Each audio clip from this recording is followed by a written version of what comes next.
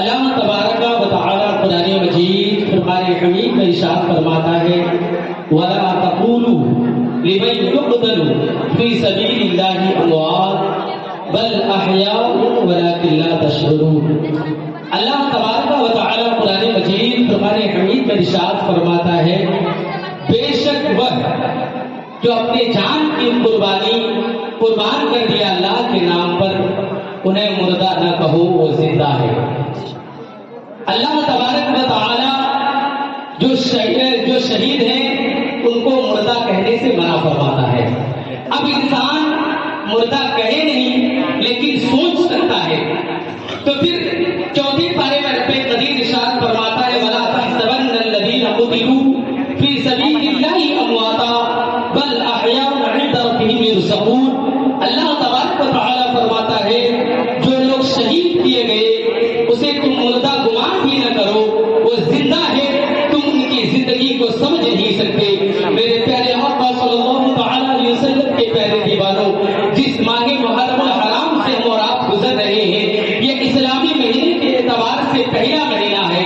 آج ہمارے اس نئی نسل کو، نئے لوگوں کو ہر چیز کا پتہ ہے، کون سا موبائل کس ریٹ میں ملتا ہے، کون سا ایکٹر کا فلم کس وقت ریلیز ہو رہا ہے، کون سا ایکٹر کیسی بال رکھتا ہے، کون سا ایکٹر کیسی ٹی شرٹ استعمال کرتا ہے، لیکن ہمارے آج کے نئے نسلوں کے نوجوانوں کو یہ پتا نہیں کہ اسلامی مہینہ کب سے شروع ہوتا ہے، اسلامی سال کب سے شروع ہوتا ہے۔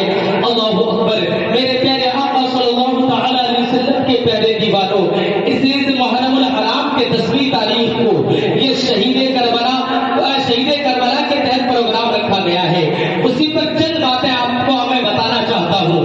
اس مہینے کی 10ویں تاریخ کو جو کربلا کی سرزمین میں، تپتے ہوئے سرزمین میں، اللہ اکبر، اہل بیت اطہار حضرت حسین کے تمام خاندان کو دین مصطفیٰ کے لیے لٹا دیا، تمام خاندان کو شہید کرا دیا۔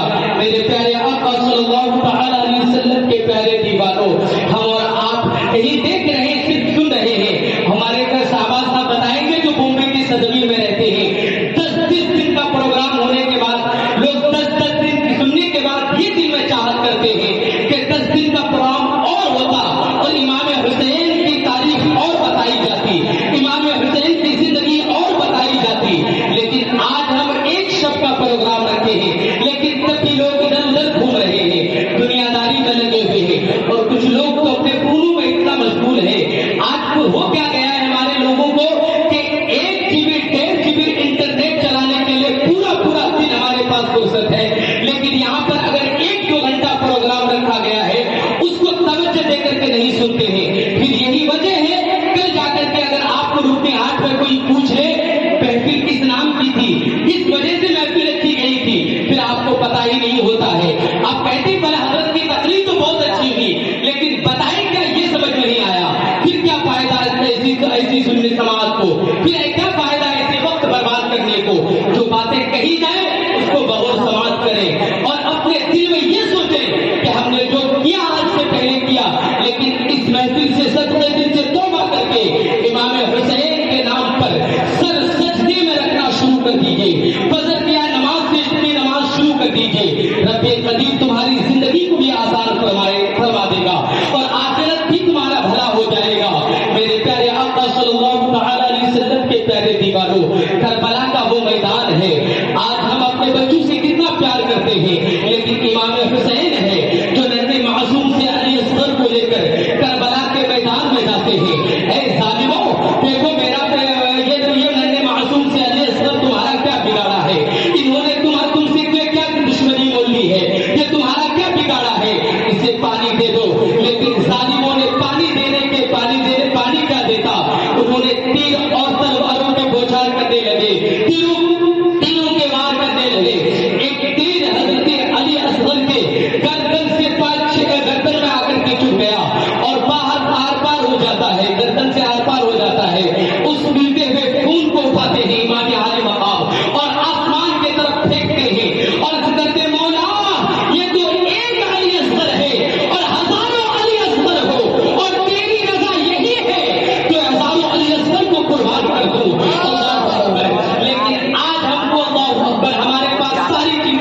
गुंजाइशें मौजूद है।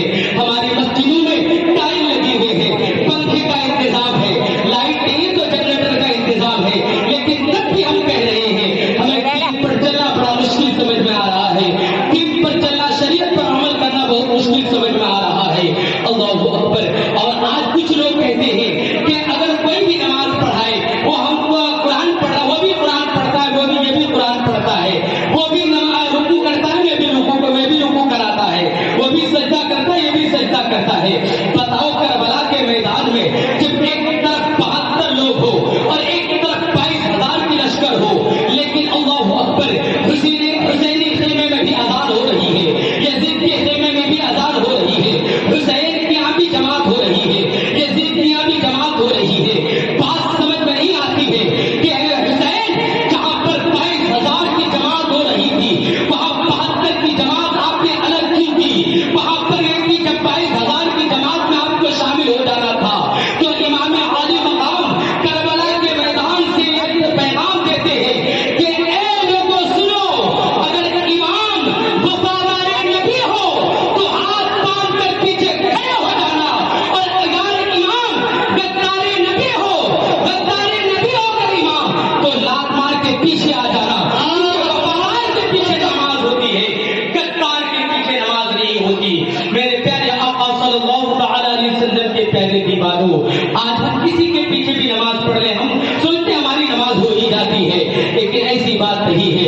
वफादार नबी के पीछे नमाज होती है। हजरत करबला का मैदान है, हजरत ज़ैनब भी प्यासे हैं, हजरत सकीना भी प्यासी है, हजरत अली अकबर भी प्यासे हैं, तमाम अहले बैत तहार प्यासे हैं। अल्लाहू अकबर। सबकी ज़ैनब आके कहती है मुझे प्यास लगी है। हजरत अब्बास अलम बरदार मशकेज़ा उठाते हैं और नहरे फुरात की तरफ चल पड़ते हैं। दुश्मनों ने वार करना चाहा, चारों तरफ से दुश्मनों ने वार किया। आप दुश्मनों को इस तरह से मूली और गाजर के तरह काटते हुए नहरे फुरात में पहुंच जाते हैं। जिस तरह मूली और गाजर को काटते हैं, इसी तरह दुश्मनों को जहन्नम की तरफ भेजते हुए, कत्ल करते हुए हुसैन करबला के मैदान में नहरे फुरात की तरफ पहुंच रहे हैं। नहरे फुरात में पहुंचे और पानी मशकीज़ा में भरते हैं। भरने के बाद पानी उठाते, मशकीज़ा से पानी भरने के बाद चुल्लू में पानी उठाते हैं। उठाने के बाद अपने ज़बान के करीब ले जाते हैं और सोचते हैं कि मैं भी तो प्यासा हूँ, पानी पी लिया जाए। जो ही पानी अपने मुंह के करीब ले जाते हैं, सकीना की प्यास याद आ जाती है, ज़ैनब की प्यास याद आने लगती है, हजरत अली असगर की प्यास याद आने लगती है। वही पानी को छोड़ देते हैं और घोड़े से इशारा करते हैं, ए घोड़ा तू भी तो प्यासा है, तू पानी पी है। घोड़ा भी पानी नहीं पी रहा है। वहाँ अहले बैत तहार के लोग प्यासे हैं, घोड़ा वो कैसे घोड़ा भी पानी पीना गवारा नहीं करते। अल्लाहू अकबर। हजरत अब्बास मशकीज़ा को लेते हैं दाएं कांधे में और खेमे की तरफ चल पड़ते हैं। जालिमों ने जब देखा, कहा कि ए लोगों, ए मेरे फौजों, तमाम लोग इन पर एक बार से हमला कर दो। अगर 3 दिन से जो लोग प्यासे और भूखे हो, वो लोग इतने लड़ सकते हैं, अगर खेमे तक पानी लेकर के पहुंच गए तो फिर हमारा मामला क्या होगा? हम कोई नहीं बचेंगे। सब चारों तरफ से वार करने लगे, तीर और तलवारों के वार करने लगे, भेड़े से और भाले के वार करने लगे। एक जालिम पीछे से आता है और कोई तलवार से वार करता है। हजरत अब्बास का बाजू कट करके जमीन की तरफ गिरने लगता है। हजरत अब्बास अपने मशकीज़ा को उठा करके दूसरे कांधे की तरफ लेते हैं। जब फिर कोई दूसरा जालिम फिर तलवार के वार करते हैं और दूसरे बाजू को काट देते हैं। हजरत अब्बास अपने मशकीज़ा उठा करके एक अपनी जबान पे दांतों के तरह उसको दबा लेते हैं और फिर अपने खेमे की तरफ बढ़ने लगते हैं। एक जालिम आगे से तीर का वार करता है और मशकीज़ा को चीरता हुआ हजरत इमाम आली मकाम के सीने में जाकर के तीर चुभ जाता है। हजरत अब्बास बरदार जमीन में तशरीफ लाते हैं। अल्लाहू अकबर। लेकिन तब भी अल्लाहू अकबर, तभी उनके दिल में अल्लाह उसके रसूल की मोहब्बत कम नहीं हुई, तब भी उनकी जबान पर शिकवा नहीं आता है। आज अगर चंद दिन की गर्मी हम बर्दाश्त करते हैं तो कह रहे हैं पूरा गर्मी मुझी पे ढाल दिया गया है, पूरी गर्मी तो इधर ही आ गई है, हमारा फसल बर्बाद हो रहा है। यानी तरह तरह के कुफिया जुमले कहते हुए नजर